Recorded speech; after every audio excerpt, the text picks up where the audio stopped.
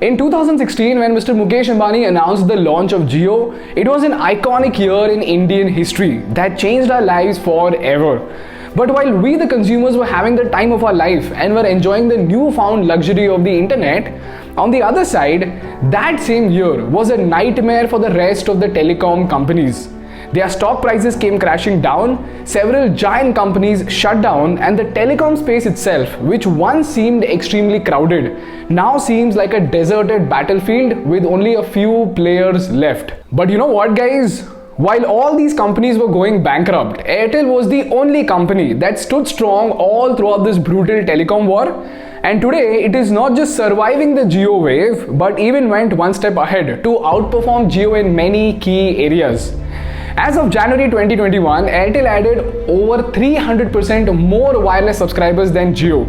In fact, as of February 2021, Airtel is the top telecom company in terms of active subscriber market share. Now, although this telecom war is just getting started, considering the state of companies like Vodafone and Idea, the question is, what is so special about this Airtel Jio rivalry? How are they so far ahead of their competition? And most importantly, what are the business lessons that we can learn in order to apply to our business? This episode is brought to you by Money Control Pro. They've got some exciting announcements which we'll talk about at the end of the video. The answer to this question lies in one of the most powerful business strategies in the 21st century, which is called as the product service ecosystem. This is a business strategy that was pioneered by the legendary businessman Steve Jobs himself. To tell you about it, creating a product service ecosystem is a method wherein the company tries to place its products so strategically into the lifestyle of the consumer that over the due course of time, the customer ends up buying the products from the same brand or finds it extremely difficult to switch to another brand. The easiest way to understand this would be to understand how Steve Jobs created an ecosystem for Apple users. Now people, this ecosystem model of Apple primarily consists of three types of elements. The first is the entry-level products, the second are the retainers, and thirdly, we've got the upsells. And depending on your own personal requirement, you will end up with all three of them in a different way. For example, if you buy an iPhone, that's your entry-level product.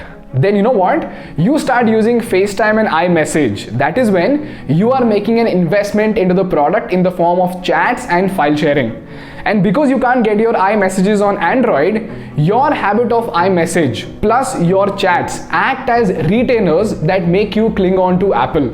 Now here's where you will say, bro, why would I stick to iPhone just because of a few chats and just one app?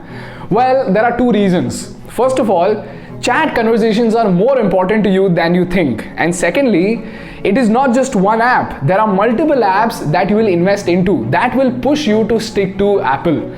Some of these apps include the Apple Podcast Recommendation or Apple Fitness Plus, and even professional camera apps like Filmic Pro, etc. So depending on who you are, once you get a hang of these retainers, the upsell happens. In this case, if you've got an iPhone 10, you are more likely to buy an iPhone 13 this year. Why? Because your phone might have got outdated, but you still want to hold on to your investments, which are in the form of iMessages, fitness track, and most importantly, the habituation of the user interface. Similarly, in my case, last year I bought a Macbook Pro and then I bought a Final Cut Pro software in order to edit my videos, which costed me 25,000 rupees. Now fast forward to 1 year later, I am so used to this software and its user interface that if I make a switch to another editing software, it's going to be exhausting.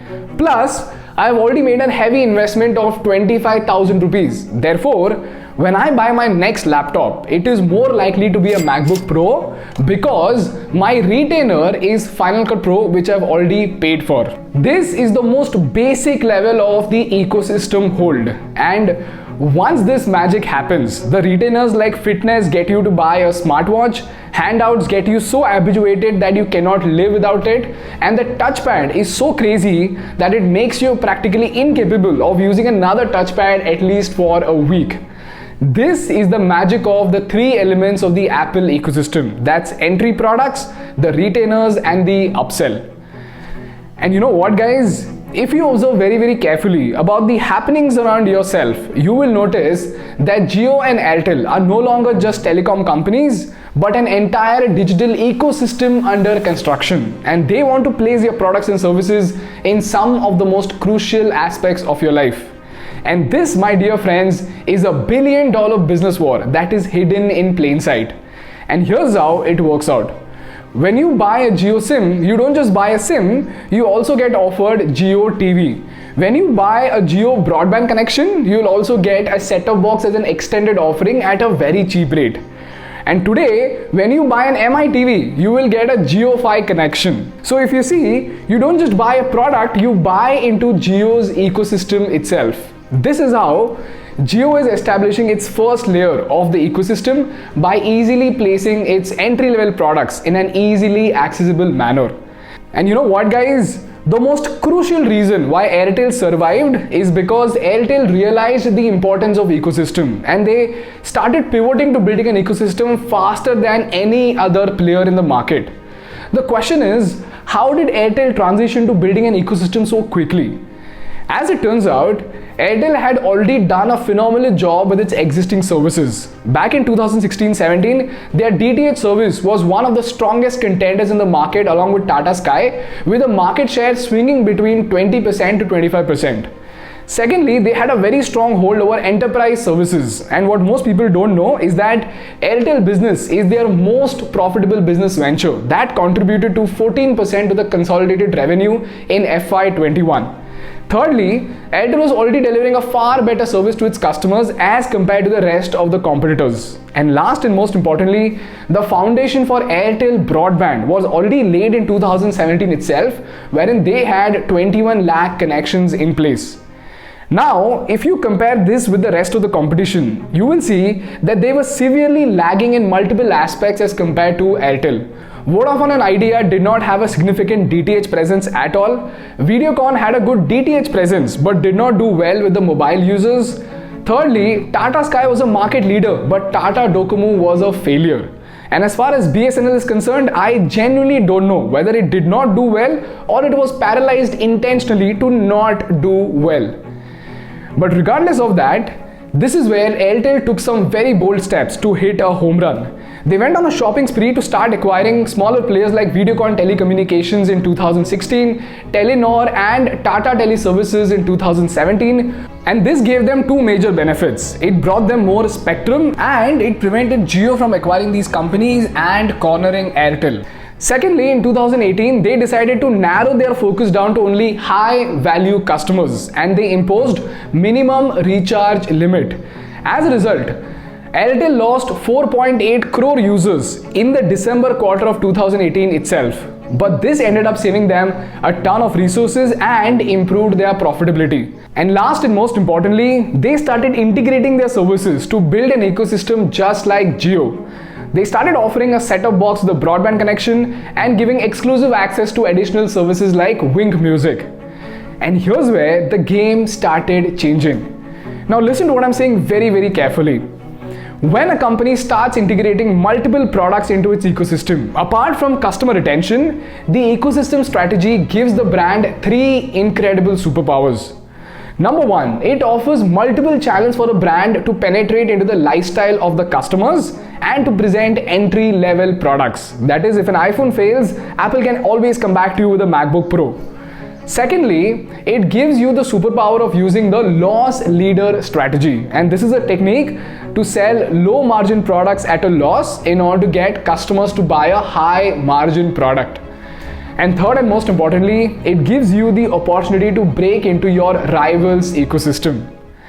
And guess what? This is exactly what happened during the pandemic, and Airtel used all of its superpowers in order to break into the Jio ecosystem. The question is, what the hell was so special about the pandemic?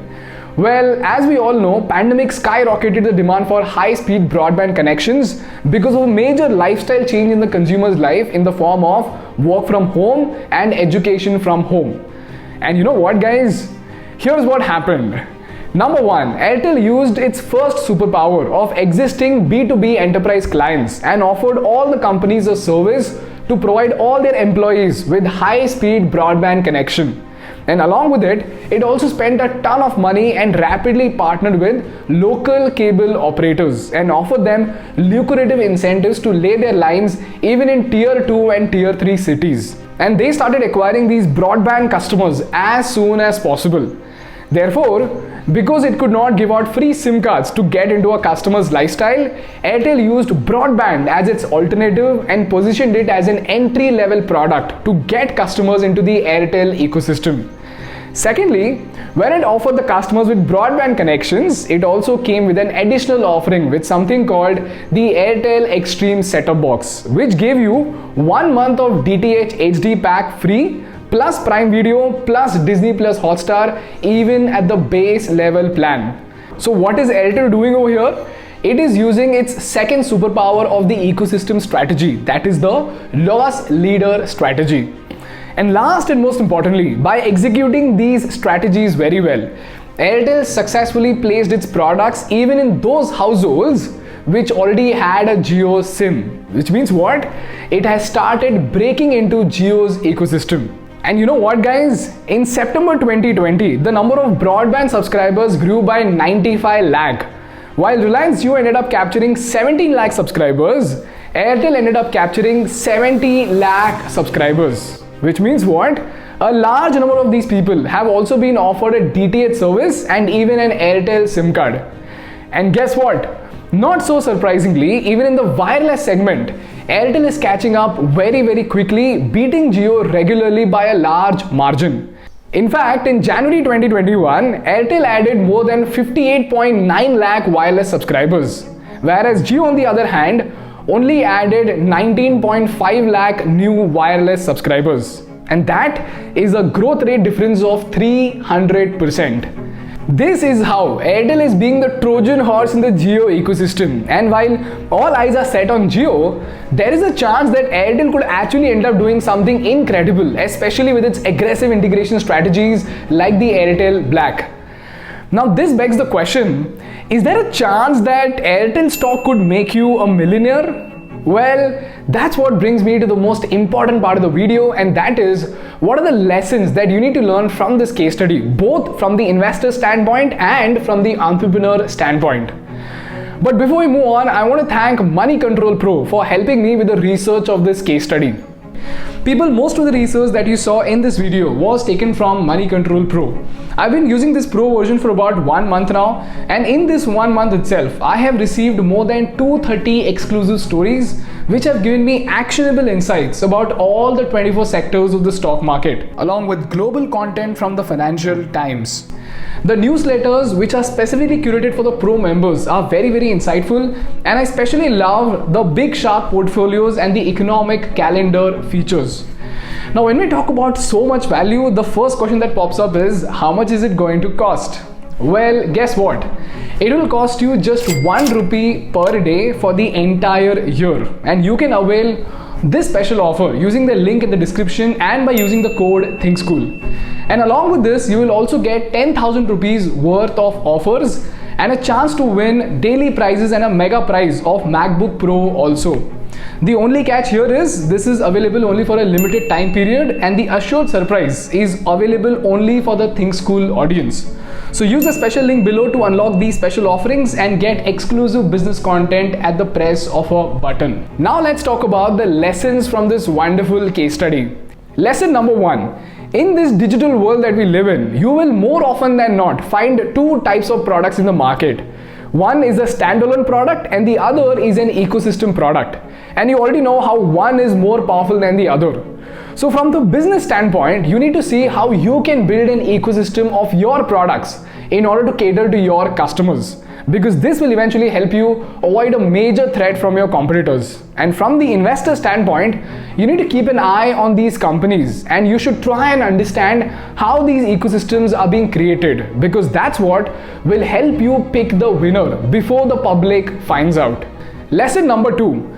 People as of now, both Airtel and Jio, they've built only entry-level products and they are both yet to have strong retainers in place. So always remember, while entry-level products give you the customers, only the retainers and upsell can drive exponential revenue growth. So keep an eye on how both these companies are building their retainers in order to upsell their products. And last and most importantly, here's a very important point that you need to think about. While Airtel is just confined to Telecom, broadband and DTH, Jio seems to be building a much bigger ecosystem for itself with services like JioMart, Jio Health Club, Jio Krishi and whatnot. So the question is Jio building such a humongous ecosystem that Airtel's ecosystem products could be shattered in a jiffy? Or does it purposefully want Airtel to exist in the market in order to avoid monopoly problems? Think about it and let me know what's your take in the comment section. That's all from my side for today, guys. If you learned something valuable, please make sure to hit the like button in order to make YouTube Baba happy. And for more such insightful business and political case studies, please subscribe to our channel. Thank you so much for watching. I will see you in the next one. Bye bye.